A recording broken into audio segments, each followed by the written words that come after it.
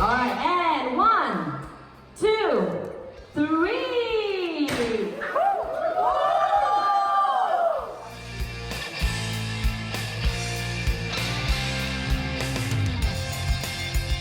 I think it looks great. I think the features are intact, and that's the first thing I stare about any face is the nose. So I'm staring at the wax nose, and I think it's very close to mine. So I'm really happy about that, and I've got my lips right as well. Look, I think it's a huge honor, to get that kind of love from people as a result of the work you put out into the world. And I've always feel very blessed and very grateful, for every kind of love that comes my way. I also feel like the most important thing is not to take yourself too seriously.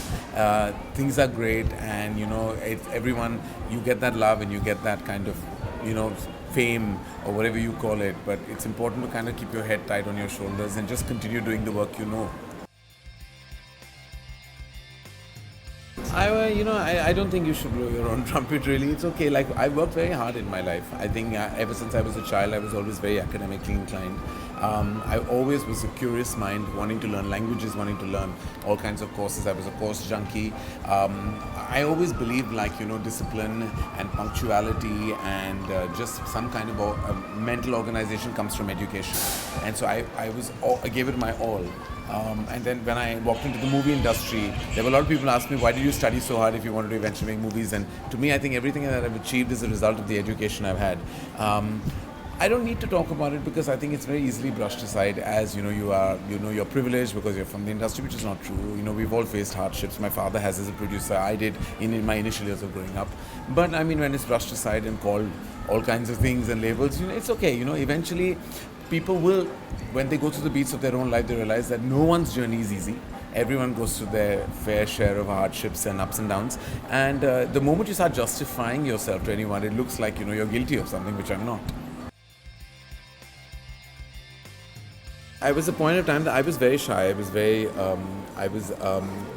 always very closed. I was very introverted as a child, which no one will believe now of me. And I was very awkward. I thought people made fun of me, my weight, and I was very effeminate as a child as well. And there was a lot of surroundings around me that used to get me, put me into shell. I took part in this elocution competition. It so happened by default because I walked into an Interact club one day and, I realized, the teachers there realized that I existed because I used to be so shy. So an incident in my life changed that because when I went to boarding school and came right back after 4 days, I realized that I had to kind of prove myself and rise above this kind of, character trait that I had. I walked in and then I was sent to compete. And when I won, I got the first prize in that inter-school elocution competition. It kind of changed the way I looked at myself more than anything else. And that's the first thing you have to do, is the way you look at yourself.